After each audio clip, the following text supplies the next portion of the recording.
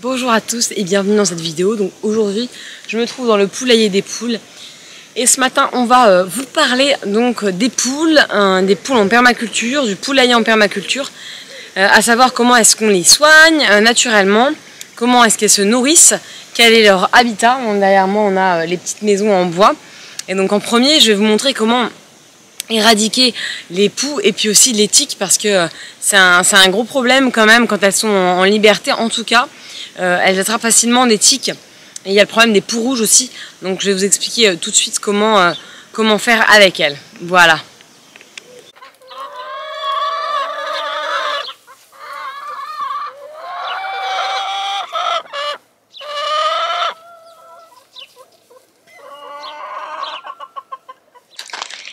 Et puis donc on va venir mettre une petite goutte d'anti-poux et d'anti-tique sur la nuque de l'animal.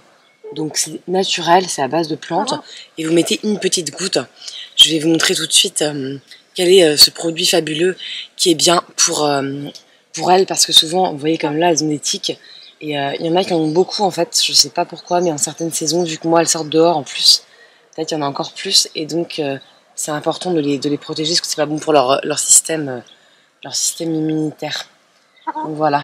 Une poule, si vous débutez, soit vous l'appuyez comme ça, je vais vous montrer. Soit vous, lorsqu'elle marche comme ça et elle va se baisser, mais surtout bien maintenir les ailes pour la prendre comme ça, vous l'avez bien en main. Et les habituer des toutes petites à être pris dans les bras, et puis vous pouvez commencer à les caresser aussi, parce qu'au début c'est pas évident pour les habituer, mais elles deviennent vite familières. Donc je vous conseille ce produit-là, qui est goutte à poux, qui est un répulsif naturel. Vous pouvez le faire en traitement et ensuite en entretien. Donc ça marche très bien et c'est naturel. C'est important de leur enlever les tiques pour pas qu'elles aient de problèmes au niveau de leur système immunitaire. C'est pas tellement bon puisque les tiques, comme vous le savez, elles véhiculent des maladies. Et vous avez aussi ça qui sont bien aussi, c'est résistante au coccidie, hein. Il y a plusieurs maladies chez les poules et plusieurs problèmes. Il y a notamment ce problème, donc ça c'est bien en naturel, vous pouvez en mettre et en plus vous pouvez manger les œufs puisque c'est naturel. J'utilise pour un vermifuge ce compris vert qui est pour les parasites internes en naturel et vous pouvez faire en entretien plusieurs fois par an. Donc je vous le conseille, moi je fais cette option là parce que c'est naturel. Vous pouvez continuer à manger les œufs, donc c'est pas mal et ça leur permet d'avoir une bonne hygiène digestive. Et en complément, j'achète ça aussi pour leur hygiène digestive, du charbon végétal que j'utilise. Ensuite, lorsqu'elles sont un peu enrhumées, bon, vous pouvez utiliser des herbes, comme moi j'utilise le thym d'ailleurs, mais j'ai trouvé ce mélange d'herbes qui est pas mal et qui dégage les voies respiratoires. En fait, c'est un mélange d'herbes naturelles qui est déjà fait, et ça se présente comme ça. Donc vous pouvez directement l'ajouter au pâté. C'est bien pratique pour l'hiver par exemple.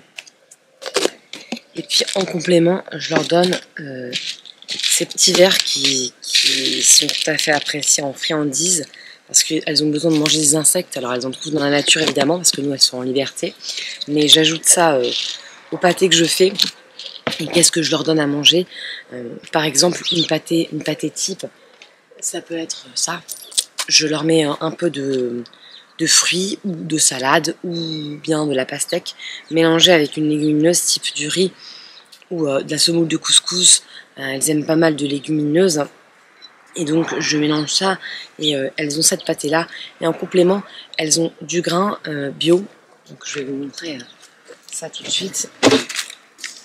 Donc elles ont du grain qui est comme ça en granulé bio que je trouve ici au Portugal. Et elles aiment bien aussi le vrai grain. Donc ça, je le trouve en France, toujours chez la ferme Beaumont. Et elles aiment bien, je mélange les deux ensemble. Afin qu'elles aient de la bonne nourriture et qu'il n'y ait pas d'OGM dans leur nourriture. Ensuite, je vais vous montrer leur enclos. Donc ici, on a clôturé tout l'enclos. Au début, on voulait les mettre dedans la journée, mais finalement, on les met dedans que la nuit. Et puis, je vais vous montrer aussi leur habitat. c'est des petites maisons en bois et tout est clôturé évidemment.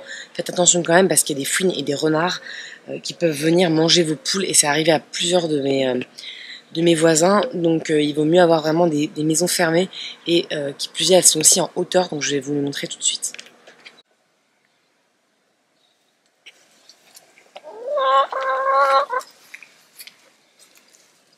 Donc voilà, donc là elles sont en liberté et elles peuvent manger évidemment des insectes, du ver. Bon là c'est l'été, mais elles peuvent manger du ver.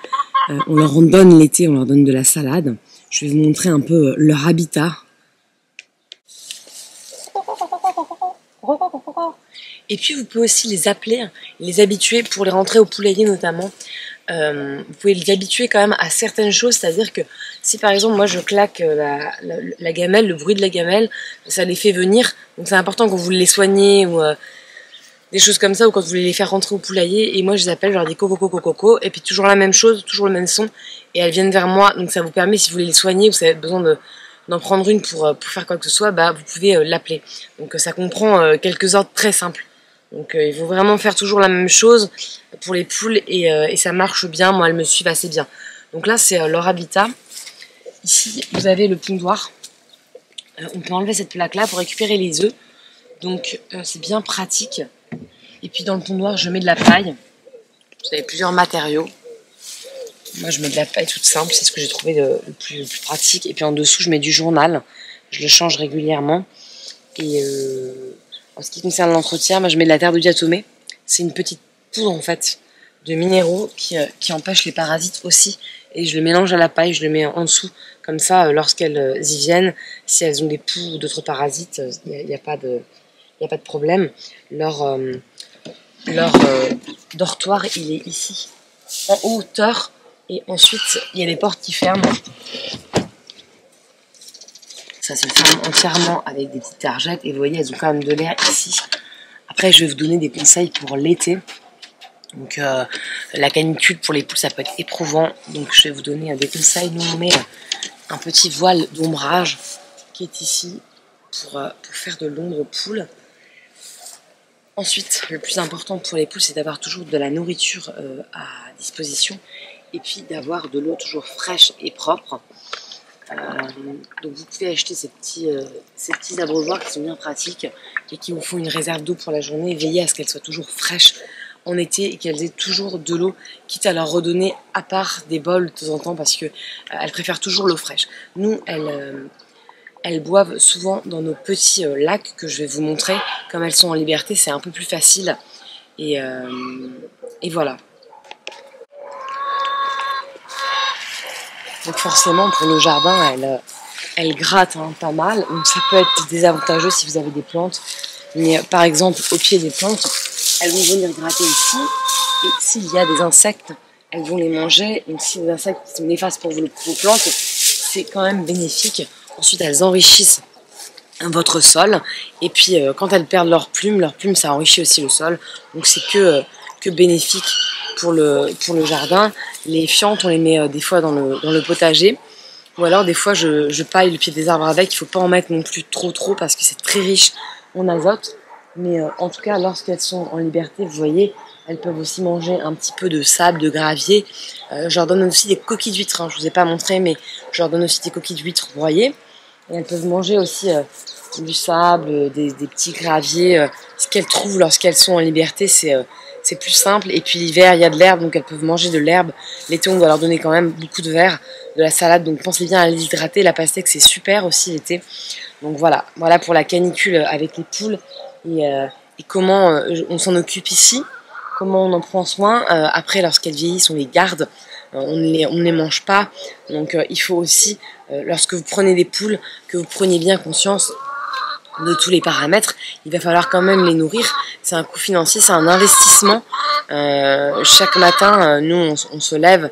Et dès qu'on se lève à 6 heures, on leur donne à manger, on leur met de l'eau propre. Et on nettoie le poulailler chaque matin. Je sais qu'il y en a qui le font moins régulièrement. Moi, je préfère le faire chaque matin. Et puis, on remet de la paille pour que tout soit bien propre et tout soit bien nickel dans la journée. Et puis, on leur ouvre la porte une fois qu'elles ont mangé un petit peu dans le poulailler. Et elles sont libres pour la journée jusqu'à 7-8 heures du soir, jusqu'à ce qu'il fasse nuit. Et en général, elles rentrent toutes seules lorsqu'elles sont habituées. Donc, n'hésitez pas à essayer quand même de mettre vos poules dans un espace assez grand. Les poules ont besoin quand même de... Je crois, ils disent minimum 2 mètres carrés par poule, mais quand je les vois dans des espaces très serrés, ça me serre un peu le cœur. Donc essayez de construire une petite clôture et qu'au moins elles aient un petit peu d'espace pour bouger.